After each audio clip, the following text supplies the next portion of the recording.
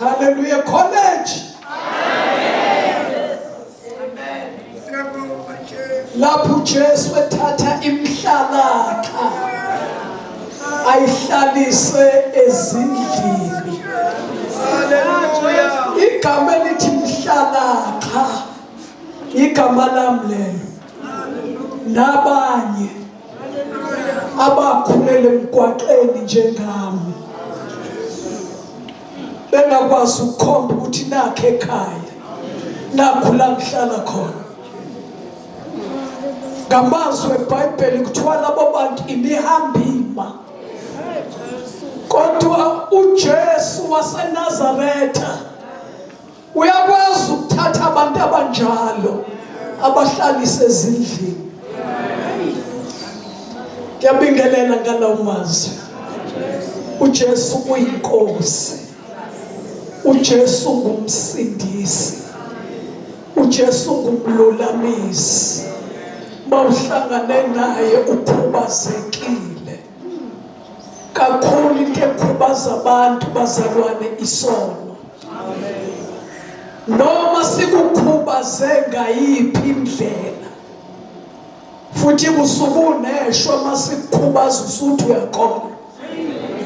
Si-right masikukhubaza ungamazi uJesu, ngoba mawufika kuJesu uzumahluko wakuthi hawu Davide wamnqoqoza uGoliathi wawa ngobuso. Idimoni-ke lelo lobufebe. Ukuhlangana noJesu into yokuqala engqoqozwayo ayikungqoqozuwe ngomhlane, ikungqoqozuwe ngesisu. Uvuma ukuthi uJesu uyinkosi, bese thatha ibhande leqiniso abophe inkalo zakho, athathe ibhande leqiniso. Lento ayenzeki ngokujoyina isonto. Noma ungangena kwena basindisiwe ufike upractice ilimi, upractice ukushumayela, ufana senjengabo. Inhlamvu kaDavide yetshe inganqwaqazanga la esanta yempilo. Uwe ngobuso hayi ngomhlane. Kunqoqozwe idimoni lobufebe, alina age, lidla imithi emkhulu lidla emncane, alina age. Kodwa mawuhlangana nomusa, uhlangana netshe elindizayo eliphuma esilingini, lithi qoqo besuwa ngesisu. Angithi uma umuntu edutshula uvama ukwathi, kodwa uma udutshulwa yizwi awuwi ikhengelezi uwa. Bese inkosi ithatha ibhande layo ibophe ukhalo lolo lubanika njalo. Sathandazela ikhehla ngo-1978 eFortliss. Ikhehla sekuyinto evuthukayo, yabona ukuguga umuntu aguga azavuthuke, lihlala duze kwensika. Samantombazane su-3 bayamaza abanye uLobolani noDudu wasesigodini, nam 3 salibeka izandla ikhehla ngegama likaJesu. Philisa Nkosi lomkhulu. Sathandaza sakhipha wonke amandla okuthandaza. Sathi masithi amen mkhulu, lathi ikhehla ya. Oh hey Phuka mzimba, sala nhliziyo, usala ubanga amacala. Lincike nensika njalo amandla wasekho. Yimi lo osephathwa nje zintombi, simphathe nje intombi. Sathi sala ifa. Dlala ngomthandazo wethu. Lo muntu uze waguga isiboshwa senkanuko.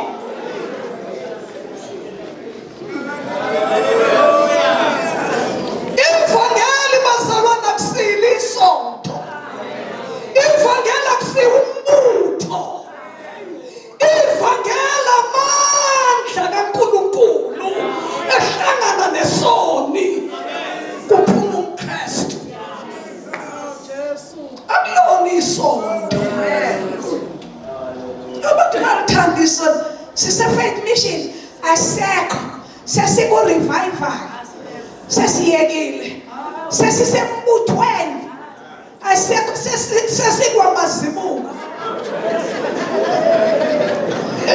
Haleluya. Hlangana noJesu.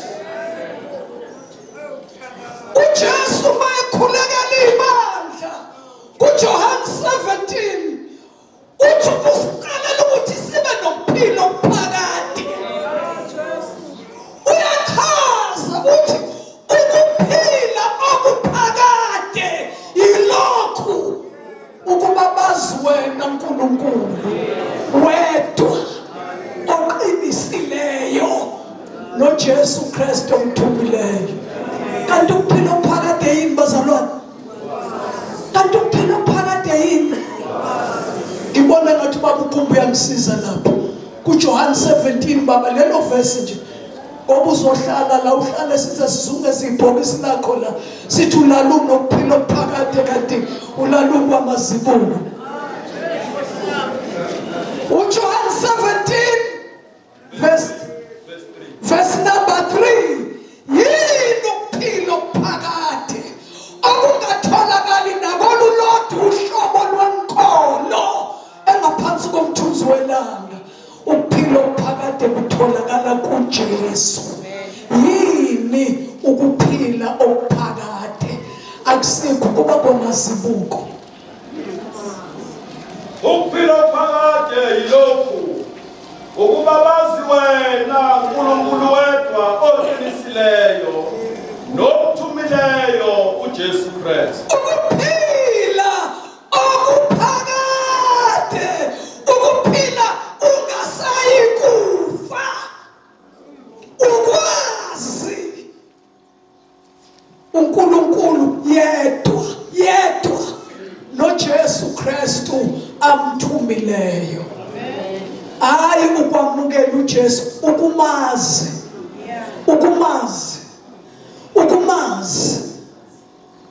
Ubona ngani ukuthi siyazana? Ubona mawungena kuma test ukuthi kwenzekani ukwi-exam room. Inkosi ifuna ukutesta lento eyifake kuwe ukuthi iyasebenza noma cha. Phela ama-test bazalwane singenela ukuthi uJesu ezulwini abone ukuthi lento esiyishaye ifuba sithi ingene kithi iyasebenza na. Ngoba ngenzeka uphathe fake yensindiso into engakusizi ngesikhathi sokulingwa. Ukuphila okuphakade kungukwazi uNkulunkulu, wazi noJesu Kristu amthumile. Uyazi mhlawumbe ngenelwa inkabe engwelezane izomdubula bukhoma. Kwasiza ukuphila okuphakade. Ukuphila okuphakade akudubuleki. Wadinga ngihosha igama. Futhi ngiyakithi bazalwane ukuba kwakukhona ubaba uMadlala lapha ngangizosakazwa ngenhlamvu ngoba ngangizothi ngibona isibhamu sikhokhiwe sithe kunuka umbhobho la. Ngilibala ukuthi baba athi baba nangu umuntu esidubula baba ukulaphi. Ukuphila phakade kungukwazi uNkulunkulu, wazi uJesu Kristu amthumileyo. Lokhu kwazi kubanjwa umoya oyingcwele akugcine phakathi komuntu. Angithi incwadi yamaRoma 8 ithi uma umuntu engenayo umoya kaKristu akasiyo wakhe, uzogcinelwa uba, uzobanjelwa uba, uzokhunjuzwa uba, uzohlangulwa uba nezonweni. Ukuphila okuphakade kuwukwazi wena uNkulunkulu wedwa oqinisileyo noJesu Kristu omthumileyo. Haleluya. Haleluya. Hayi ukuba kwakumazibulo bandla amazibulo abhaliwe. Hayi kuright lokho yizwi, kodwa uzongena kwi-test efuna ukwazi ukuthi uqinisile ukuthi wena usebandleni lamazibulo. Ngabe uqinisile ukuthi wena ubhaliwe? Sizoqhamuka izinto left and right, iliko nenhlupho ziyafana. Kudinga umuntu abhale, kudinga umuntu abhale. Ngelinye ilanga kwakushukala umntwana kwabiyela lapha eplazini, ekhuluma nje ngokwazana noJesu namandla akho. Ethi-ke yena wayewutisha, angithi thina simaze utisha. Ethi-ke ngifundise, athi ngixoxe nezingane ngalesi sifundo. Zibuze izingane zithi uma-ke kunje ngichaze, ngijabule, zijabule, ngizwe ukuthi iyangena lento engiyitshala kuso. Uthi bese kufika isikhathi-ke sokuthi lento engiyitshalile ayisholwe manje ukuthi ikhona ngempela na, ikhona ngempela na. Uthi uma sekukhuluma iphepha nepeni, uthi ngibona ingane ingicwayizela amehlo ingibuka sengathi khona into efuna ngiyisize ngayo. Uthi lapho ngiyibuka isonto engingakaze ngiyibone, nginonya manje. Akusewuyena lo yathisha kade kubuzwa ukuphendula manje angezwa kahle, sengizwele. No, kuyabhalwa manje. Kufanele abantu baphase baye kwi-next level. Hallelujah! Uphila phakade ukwazi uJesu, wazi uNkulunkulu namandla avuke ngawo kwabafileyo. Into eyenza abazalwane ibandla linganqotshwa noma kungaqhamuka isimo esikhiphilana ngala lishone ngala, ukuthi uJesu wavuka kwabafileyo. Into eyenza singanqotshwa ukuthi uJesu wavuka kwabafileyo, waphuma ethuneni, wanyathela imivalo yokufa, wayahlula, wama wabuka ithuna liphansi, wakhuluma ethi ngivukile, mina nhloko yabakholwayo. Bonke besemva kwami ngeke bahambe bumnyameni, kodwa bazoba nokukhanya kokuphila. Hayi abangilandelayo abeza emva kwami ngeke bahambe bumnyameni, kodwa bazoba nokukhanya kokuphila. Ubona umuntu eqhubeka ebungcweleni, usuke enamathisela amehlo akhe kuJesu, umqalisi nomphelelisi wokholo. Kodwa uma kwavuka ukuhlakanipha, kwavuka amanga, kwavuka ubuqili, uhambe bumnyameni, awazi la uyakhona. Saligama njengebhodlela likaCoca-Cola ukuthi ngiyamazi uJesu, kodwa awusahambe ekukhanyeni. Ukuphila okuphakade kuwukwazi wena uNkulunkulu wedwa oqinisileyo njalo noJesu omthumileyo. Haleluya, haleluya. Ngicela ukubona abanokuphila okuphakade. Awu, kanti njalo indaba pho yini ubune uma ukwi-exam room? Yini ubalela uNkulunkulu inyanga neminyaka ukuthi kanti lento yami mina isayidlula, futhi nje ngibona ngathi mina uNkulunkulu akangizwa, angathi mina uNkulunkulu akangithandi. Abanye bamgabisele bathi ngashada ngangiyintombi nto, kodwa manje kwabheda kanti ngangiyintombi shoni nto.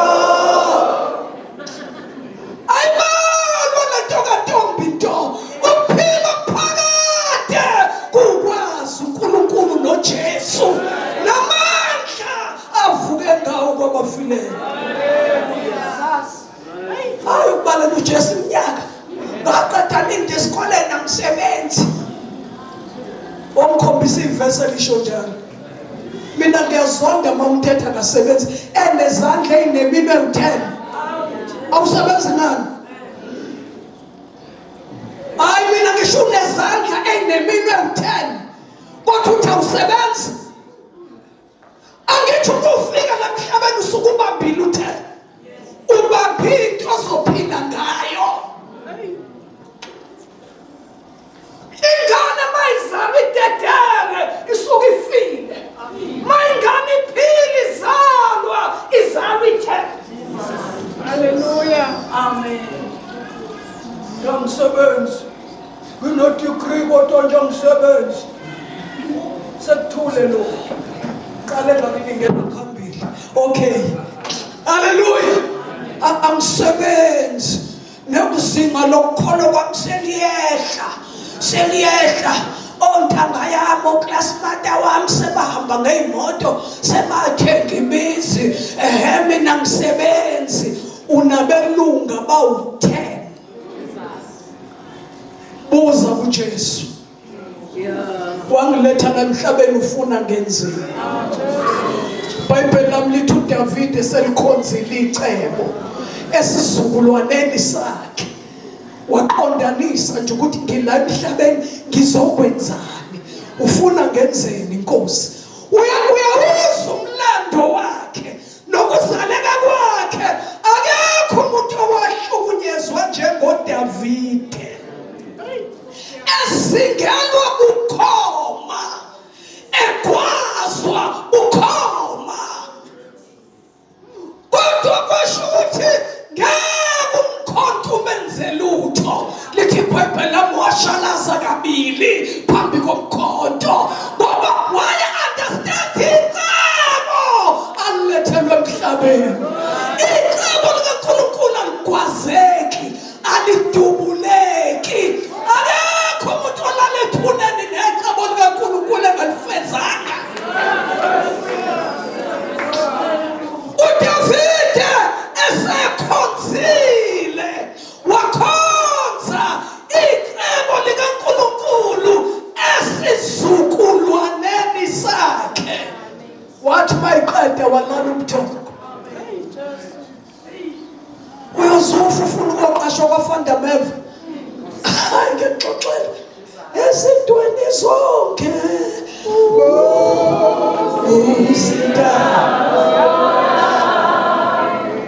Ezintweni zonke.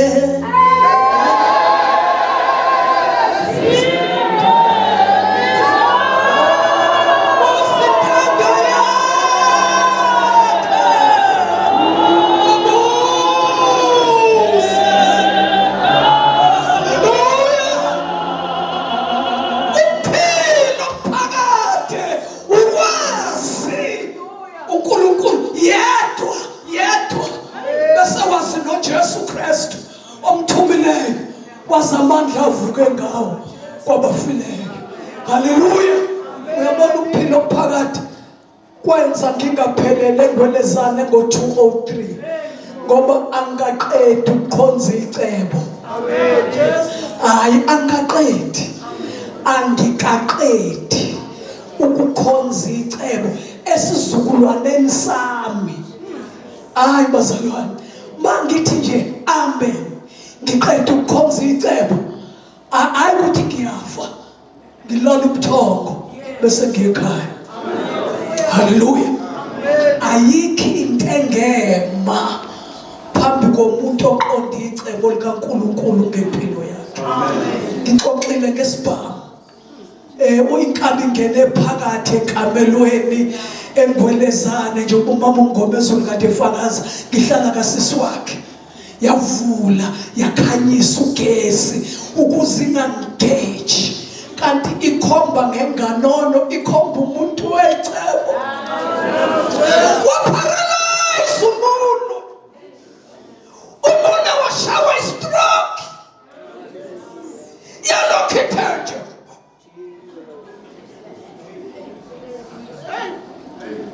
Amadimoni ayecabanga ukuthi uye 203 ngephasini ey'bomvu ngoba ngilele ngezansi emathuneni ngiqumbile 203 March. Washo ukuthi hayi ngiwumuntu wecebo. Ngiwumuntu wecebo. Angizili ukuzofakaza ngeyimanga zendlela.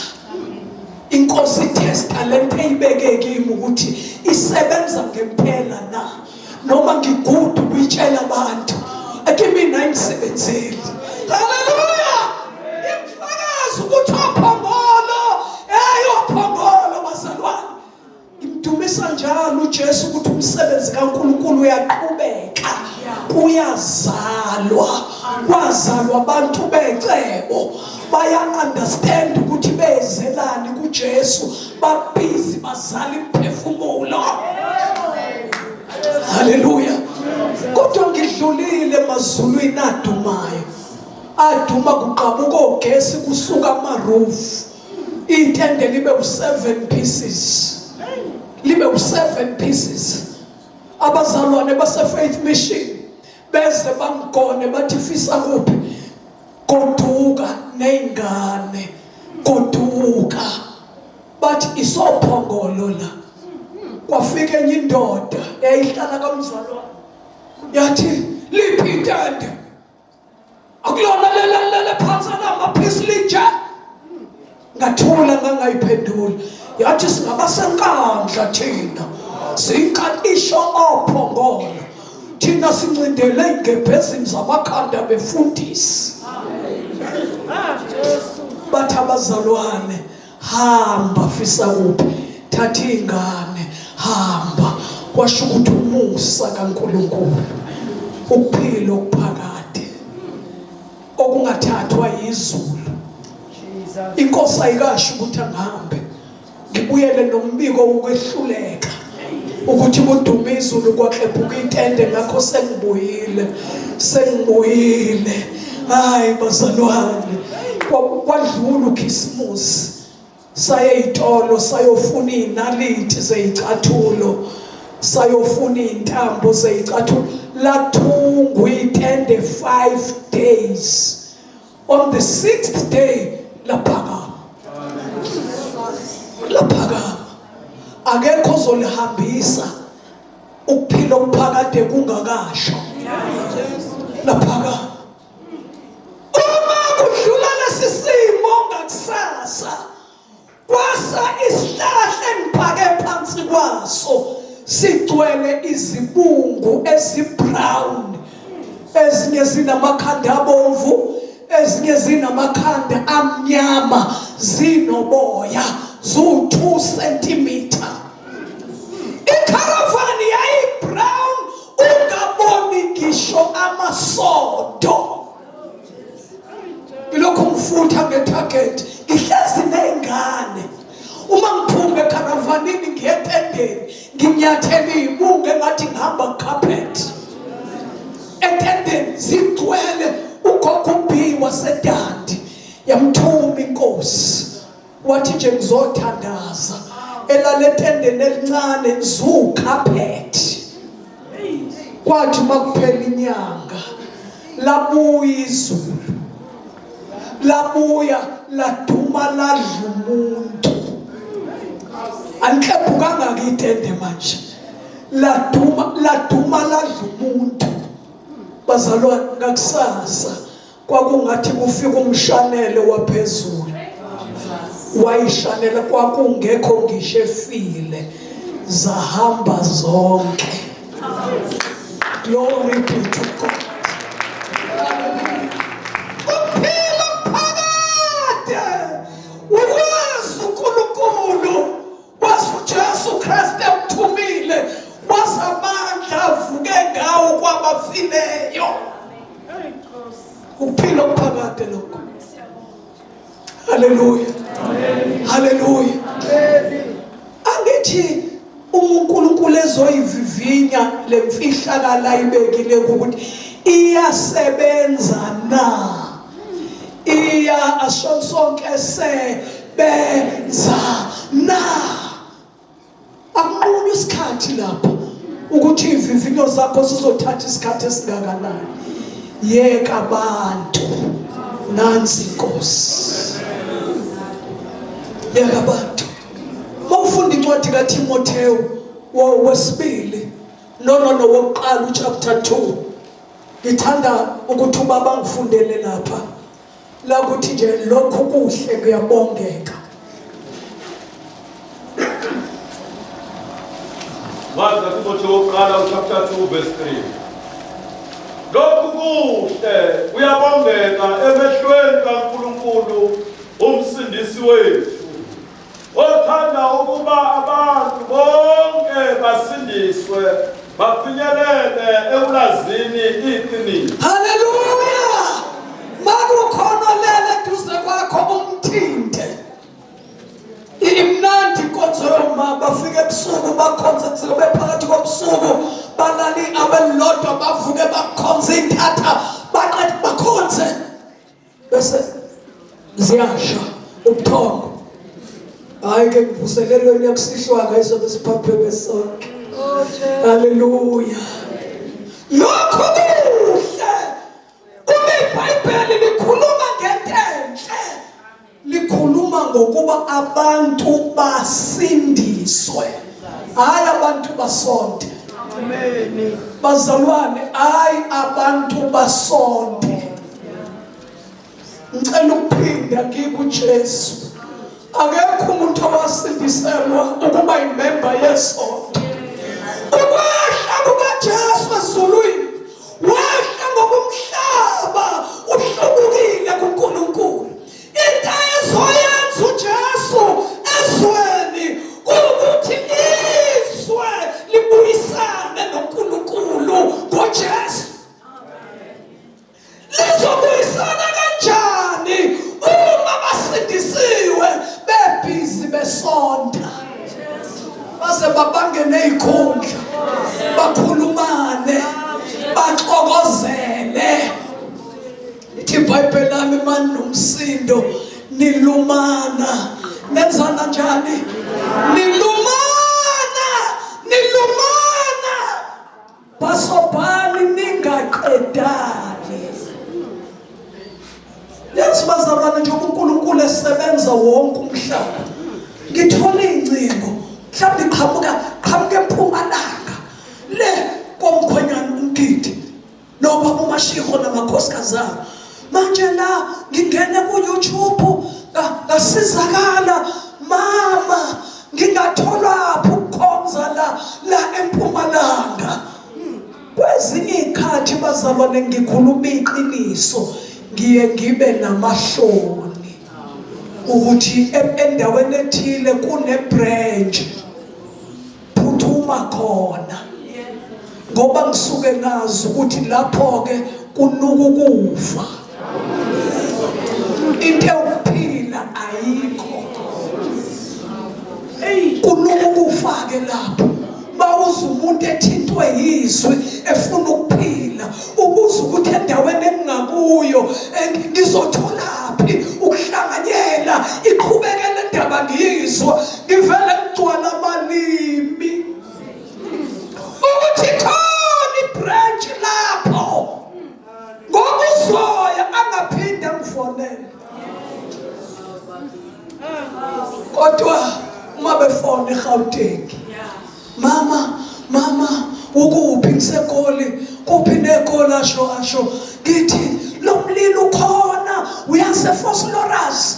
Atha ngiyazi wara ngithi phuthuma eFosloras kukhona incebe lapho isigqila esilapho, khona isigqila esilapho. Sekuzosinike inamba yakho sizokuthinta khona manje. Hayi bazalwane ngilindi Sunday lothi ngiyolalwa lokelo ucingo wemama. Haleluya, ngitholile iphebe ngifuna. Kodwa ngicela ukusho ngoba ngeke ngifihle kukhona ama-branch engingakwazi ukuyalela umuntu othi nangu uJesu ethi kimi, ngoba ngizomyalela ekufeni. Afice nje abantu bebakhulu bonke behlakaniphile nje bonke abantu. Athaya akuyona lento engiyizwile. Uphilo phakade. Ukwazi uNkulunkulu yedwa oqinisile. NoJesu umthumileyo. Ngenhlanhla kamabhrentshi angamanzi okuphala ikhumba. Unawe uyazi la ukhonza khona. Ukuthi ligaya ngamuphi umhlathi. Abantu bayabhubha endaweni. Kukhona abantu nje bathi sibabhunqo. Kwayisemlindelweni. Thina ngesikhuluma ngqo. Sikhuluma ngqo. Ayindaba kangqondo ngqi. Uphila phakade kukwazi uNkulunkulu yedwa oqinisile. NoJesu umthumileyo. Uyabona mawazana noJesu uhambisa le ndaba. Awuvezi isithunzi sakho. Ukuthi by the way academically ningangiboni nje ngihambe ngifakaza nginyathela nasemkhukhwini nje kuhanjiwe kwenziwa njani izona zifuna imfundo yakho akithi uNkulunkulu ekubusisile wafunda wagogoda ufundele isisu sakho hayi ngicela ukuphinda mina ngimphothe usuku ufundele isisu sikabani ukuthi uhlale la uthanda khona udla into oyithandayo ugibela imoto oyithandayo ulale embhedeni owuthandayo asithandi owuthandayo ukufunda kwakho akuhlangene nalemfihlakalo izoni asifune singisi sakho asifune kudalutha kwakho isiZulu uthatha kwisiLatin uletha kwisiGreek bese kuphuma ke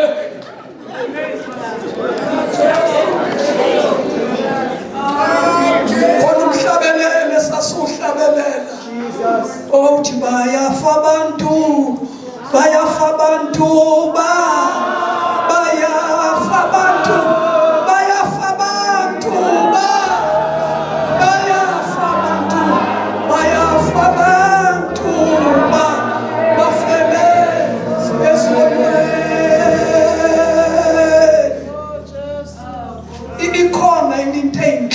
oyizwayo noma kumnandi ukuthi sise conference bayafa abantu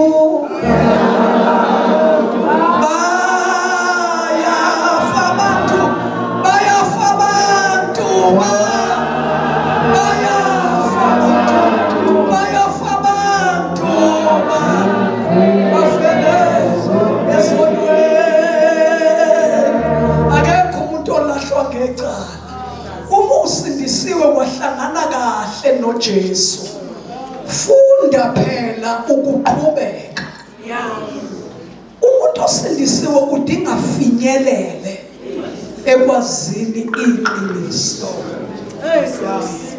letadala yonke inyobha bazalwane kubuye kukhuzwe nezono kubuye kukhulunywe ngedimoni lokuphakama ngilalela nje qala lenkonzo umama uMgomezulu efakaza ngokuphakama kwafika umama Mabudla bafakaza ngokuphakama kwafika umama uShabalala abantu basemakhaya kwanjayiphume bafakaza ngokuphakama mawufundiswa shisakele kufinyelelene kwazini iqiniso lini iqiniso lingubani iqiniso linguKristu Jesu usindisiwe othi uthatha inxathi funa ukwazi uyabona le ndaba namhlanje ukuthi ifuna umuntu azi ifuna umuntu azi ngoba mosungena kwi-test uzombiza uJesu uzothi mina ngangizwa kanti naye manje ulindele ukuthi akuvele isithelo lento engiyitshalela kuye iyaphila noma cha abanye ukuthi singena nje bengakabhali nesentence lokuqala bathi ngiyayeka ngenkathi ngifika la abazalwane babe nothando babe ngikhwitha ngapha nangapha kuthi nje ngisahamba omunye ngifumbathisa 100 rand babe nothando ngiyakhumbula ijezi elibomvu engangiligqoke ngisanda kusindiswa ngangiliphiwa umama ubani babenothando uma engena kwi-test lo wakuphi ijezi akasangeni asho umuntu athi ngiyayiyeka umthetho wabo nje banothando oluncane isicinano uyaphela oluka angabe sasho ukuthi oluka Jesu lungaka oluka Jesu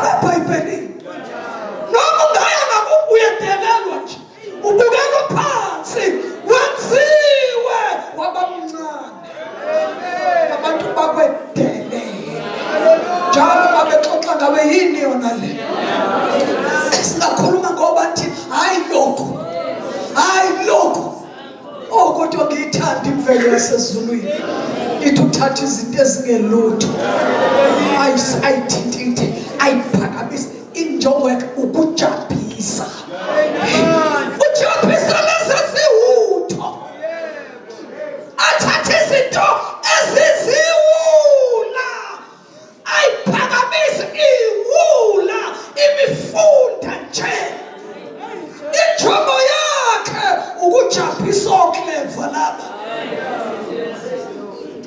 athatha izinto ezibuthakathaka uyithathelana ufuna ukujabhisa lezigora lezi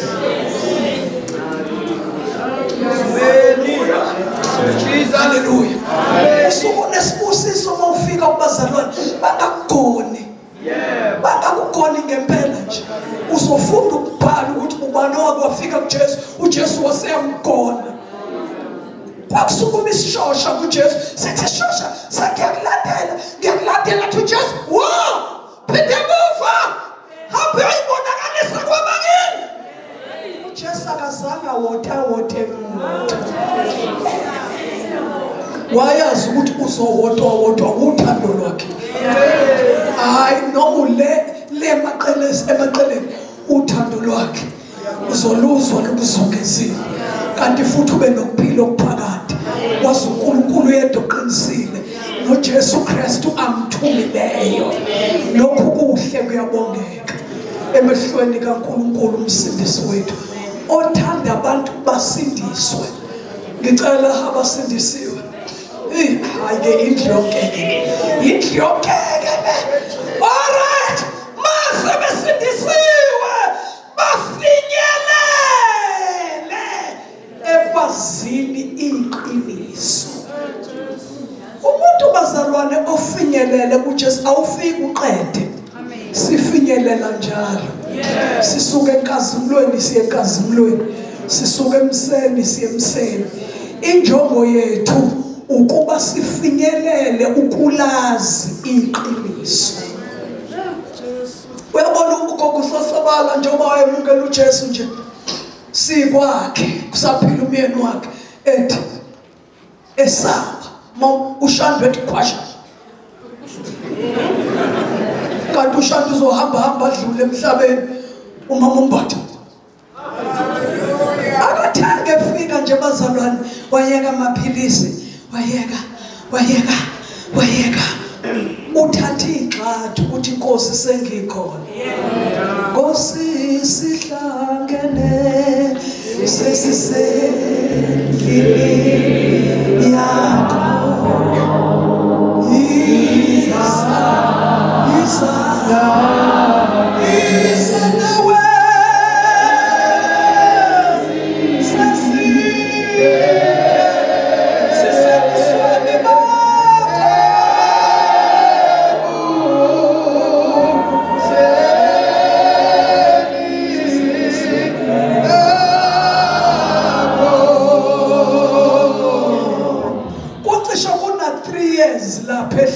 lasiphila khona siqotshelwe impi yamazinyo ukuphathwa nje izinyo uthi umthakathi ngombasaneni ngiyokhipha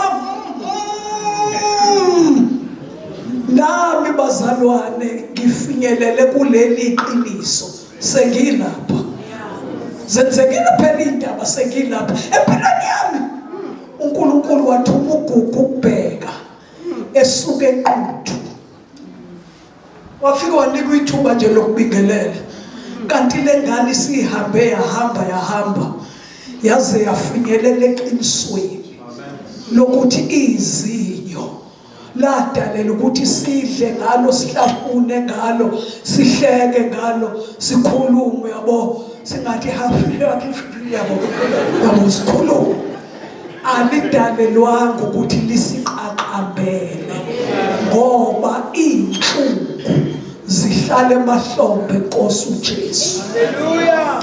Hayi bazalwane siuqedile u3 years masingabala nesasindaba but lephatha ngakhuluma ngiyakhuluma malithi ngiyakhuluma ngithi akekho udokotela ngizokusa kuye angizophathwa izandla zabantu abafaka intambo ezibomvu la abakhula kwamanye ama-altari ngikhamisa lo mlomo engibezela ngawo indaba ezilungileyo ngikhamisela udokotela angida wena nhlungu wathwala izono zami wathwala izifo zami wabetshata ubuhlungu bami. Haleluya. Hayi bazalwane. Haleluya. Abahlala lapha ehlathini enhle njengoba Mungoma ezolike indawo yamabhasi isikhona ngo-August silindele 10 wamabhasi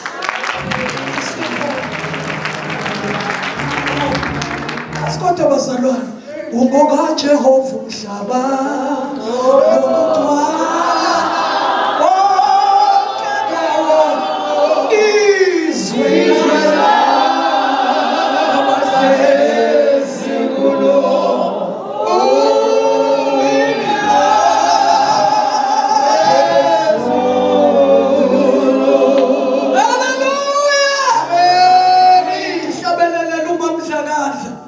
khona izophenduka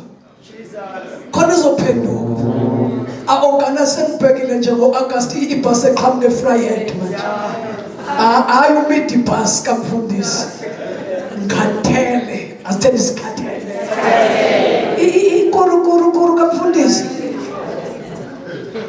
futhi manje kudinga afike ngesitimela ekugcineni esiqhamuka nje South Coast zonke iy'nqola zithola abantu abaphendukile abayofuna uNkulunkulu sipake laphana ePark Station bese sebenza ngamabhasi kamfundisi ukubasusa kulayini hayi haleluya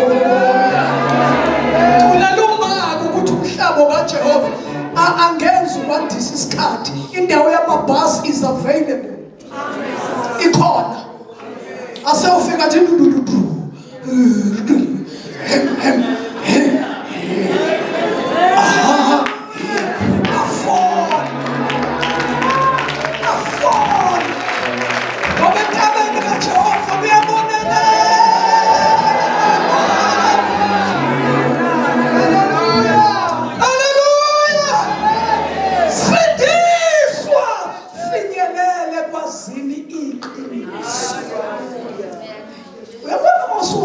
kwasini iqiniso uzozwa ngento ephuma la kuwe.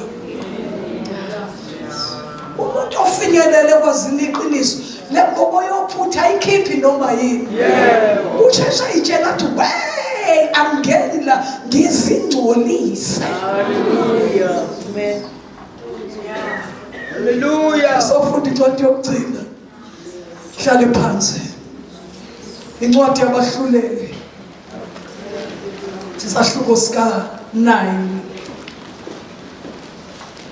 La khulunywa khona ngezenzo ezimbi zika Abimeleki nokugcina kwakhe. Ngenxa ke isikhathi bazalwane ngeke sifunde yonke le chapter. Kodwa ngiyaqinisa ukuthi uma abantu behlubuka kuNkulunkulu beyokhonza amanye ama-altari, beyokhonza abanye onkulunkulu, yinye into uNkulunkulu ayenzayo uthatha laba bantu abanikele ey'theni zabo, abanikele. Angathi-ke laba bantu uma umuntu yedwa enquma ukumdela uNkulunkulu nezwi lakhe abedelele, lo muntu uyanikelwa ey'theni zakhe. Kuthi laba bantu okade uma ngey'nyawo phezu kwabo beyizigqila zakho, mawuxabana noNkulunkulu kwenzeka i-vice versa. Wena okade unqoba wena abakunyathela ngenhla. Hey Jesu. Usuke unikelwe lithi izwi lenkosi uma sebebona beyizigqila zezizwe zobumnyama basebekhala kuJehova. uJehova wathuma umsindisi. Ngicela ke sifunde lamavesi nje aphakathi nendawo. Sifunda uvesi number sifunda uvesi number 44. Yes, senzo 44 sigcine kuvesi number 52. What abahluleli chapter 9 verse 44. Uabimeleki lezigaba ezazinaye zadumela zema esikhaleni sesango lomuzi. Izigaba zombili zadumela bonke abasendle zababulala. Uabimeleki walo nomuzi lonke lolo suku, wawuthatha umuzi, wabulala abantu ababekuwo, wawubhidliza umuzi, wahlwanyela usawoti kuwo. Lapho bezwa lokho bonke abasembhoshongweni waseShekemi, bangena enqabeni yendlu yase-Elibherithi. Kwabikwa ku-Abimeleki ukuthi bonke abasembhoshongweni waseShekemi babehlangene ndawonye. U-Abimeleki wendukele entabeni yaseSalimoni, yena nabantu bonke ababenaye. U-Abimeleki wathatha izembe ngesandla, wagawula igatsha emthini, walithatha walibeka ehlombe, wathi kubantu ababenaye, lokho eningibone ngikwenza, sheshani nikwenze njengami. Bonke abantu bagawula, kwaba yilona lo igatsha lakhe kanjalo. Bamlandela u-Abimeleki, bawabeka enqabeni, bayithungela inqaba ngomlilo phezu kwabo. Bafa bonke abantu abasembhoshongweni waseShekemi, kungathi abayinkulungwane abesilisa nabesifazane. U-Abimeleki wayeseya eThebhesi, wamisa malungana neThebhesi, walithatha. Kepha phakathi komuzi wawukhona umbhoshongo oqinileyo. Ngicela ubaba siphindele ukuthi phakathi kwalo muzi kwakukhona onjani manje umbhoshongo. Kepha phakathi komuzi wawukhona umbhoshongo oqinileyo. Oqinileyo. babalekela khona bonke besilisa nabesifazane nabo bonke abomuzi bazivalela phakathi benukela ophahleni lombhoshongo. U-Abimeleki wafika embhoshongweni wana nawo wasondela emnyango wombhoshongo ukuba awushise ngomlilo. Owesifazane othile waphonsa ibhokotwe ekhanda lika-Abimeleki wacimiza ikhanda lakhe. Wayeseshesha ebiza uDibi olwaluphethe izikhali zakhe wathi kulo, "Hoshikeva yakho ungibulale ukuba abantu bangasho ngami ukuthi wabulawa ngowesifazane." uDibi lwakhe lwaselumgwaza wafa. Siyabonga. Cishe incwadi yokugcina le. Bazalwane, ukuphila okuphakade ukwazi uNkulunkulu, wazi uJesu Kristu amthumileyo. Umazi ezimeni ongena kuzo. Ngoba izwi lenkosi lithi umuntu unqoba ngayo uKristu. Akanqoba umuntu okholwayo ngezinye izinto. uPaul uthi uma sasindisiwe asifinyelele kwazini iqiniso.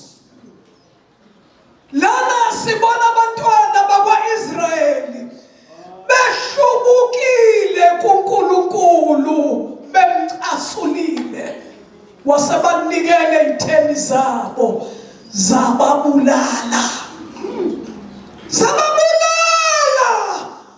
Babaleka bayongena ebhoshongweni, bangena abantu abayi-1000, bangena ebhoshongweni omunye phezu komunye, omunye phezu komunye. Awu saze safa namhlanje, awu saze safa. Jesu akaphendule. Kwakuvele kushiwo kuthiwa uyashesha kwasiwa, uyaphosa ukuphendula.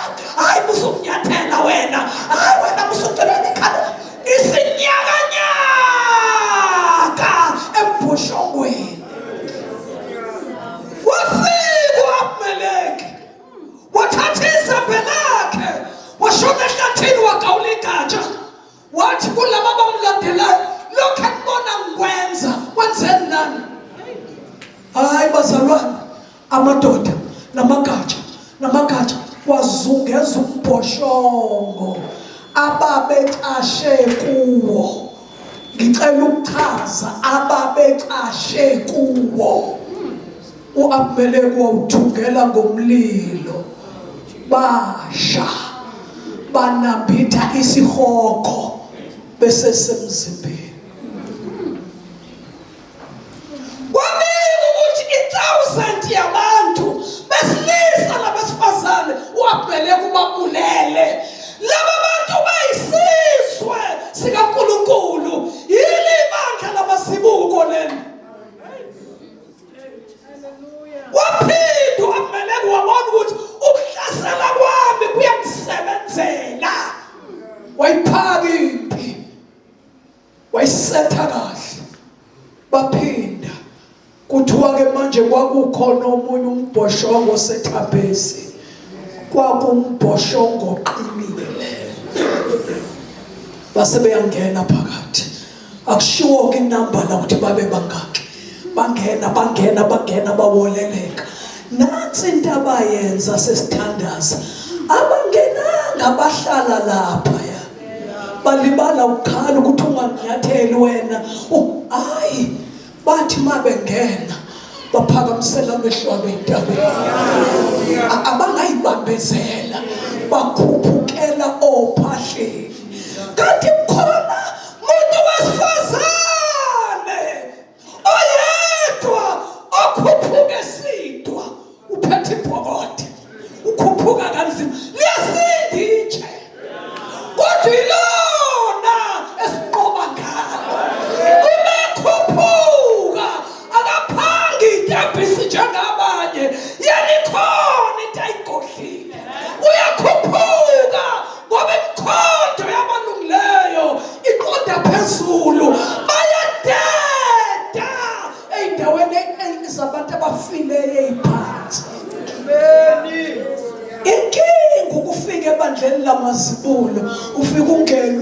imali hey nami ase ngafika nyukela ophahleni mfuna uNkulunkulu musuku mfuna uhamba wedwa mfuna ugodla imbokode ngoba lelitshe ilona uDavid anqoba ngalo lelitshe uyena lo mfazi anqobe ngalo mase befika phezulu wamene kuyathobaleza ungena emnyango ukhuphuka ngendlela eyikhuphukayo kwasho ukuthi phezulu usafikile phansi hayi kodwa phezulu wafika inkosikazi wafika umuntu wesifazane othi noma etimile khuphuka kodwa uthi imbokode ngayishithi yena nqoba ngani ngoba umuntu unqoba ngayo uKristu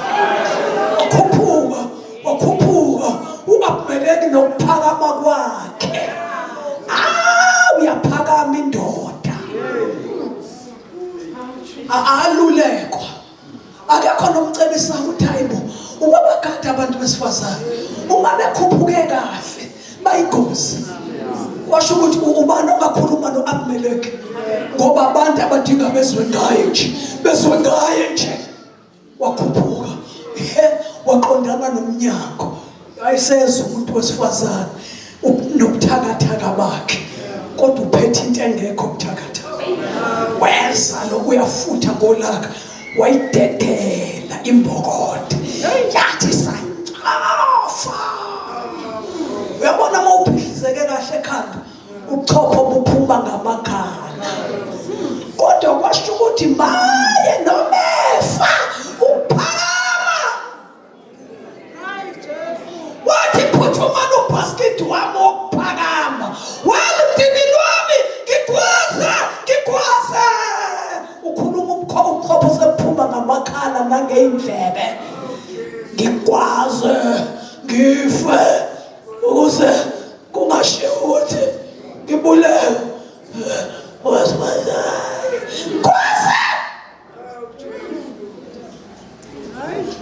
bantu besifazane izulu linethembile ngeke ningahlangani ney'nkinga oAbimeleki baningi okuba inkinga nje makushaluza isiketi kodwa ngicela ukusho ukuthi manini kahle yesabana uNkulunkulu imthobele mmelane noSathane khona uSathane uzonibalekela le ndoda noma icabanga ukuthi izonqoba njengakuqala kanti ayazi ukuthi laba bangene kulombhoshongo manje uqinile kodwa noma uqinile uAbimeleki uyawufohla uyakwazi ukungena khona ungena uyakhuphuka kwasho ukuthi hayi abasekho la badlule kumsindisiwe badlule ebandleni lamazimu bafuna indawo ephakeme phakathi kwendawo ephakeme kukhona oyedwa ophethe itshe lelitshe igama lalo uJesu phose siyakuthini na maKristu Jesu emina kithi ubani ongamelana nathi cela siphakame sithandaze inkosi ivula amehlo ivula umqondo usuke endaweni zabafilele eziphansi libandla likaJesu ake sithi uye endaweni ephakeme iba sendaweni ephakeme nasemsebenzini nasemotweni yakho la uhamba khona hlala endaweni ephakeme wenze isiqiniseko ukuthi imbokodi khona ngoba umuntu unqoba ngaye uJesu asithandaze.